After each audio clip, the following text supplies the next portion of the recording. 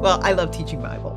I am grateful every day that somebody pays me to show them what's in this text and all the possibilities. I grew up in a home and in a school where Bible was everywhere. It was central in our lives.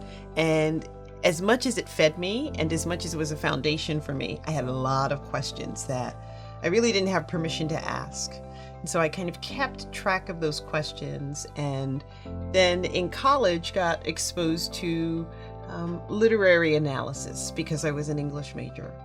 And once I made the connection that I could look at the Bible through the lens of literary analysis, I discovered this whole world opened up for me, and that the stories that I loved became even richer and had more to offer, and that there were more possibilities for who God was in the world and who we could be in God.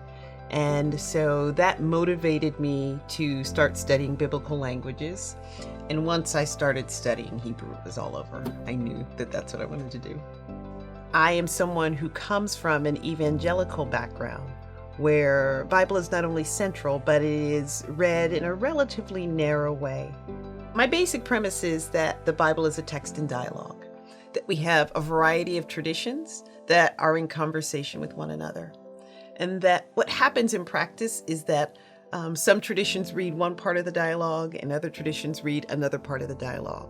I want my students that come out of VTS to be skilled in engaging in the dialogue of all of the voices in the text, and then engaging in the dialogue with all of the traditions around that text, including their own and their own context, and show the church that there are ways to interpret the text that are life-giving, that are opening up in front of us. I'm working on a book called Holy Imagination, and it's a literary guide to the Bible. But the opening premise is that the one of the most important theological tools we have is our imagination. That we need to use our imagination to engage this literary text, that the people who preserved these traditions and wrote these traditions in scripture were exercising their imagination, not only in terms of how they envisioned God, but in terms of how they constructed an identity.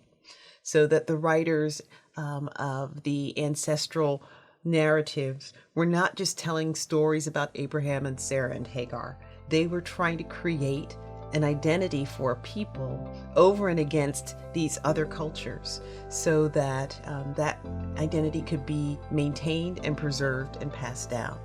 And so it invites us to think about how we see ourselves in that text and what kind of identities we form out of our dialogue with the text. At VTS, we have an Old Testament survey course, and I have an opportunity to take my students through the Old Testament, which arguably many of them have never read that much of before they come to seminary. And I get to show them that God is a God of mercy, that God is complicated, that the people who want to be in relationship with God are complicated, and that there are some challenges in that text, and there's great comfort in that text. I feel like part of my job is to get them to fall in love with the Bible. And if I can do that, then they're hooked and my work is done.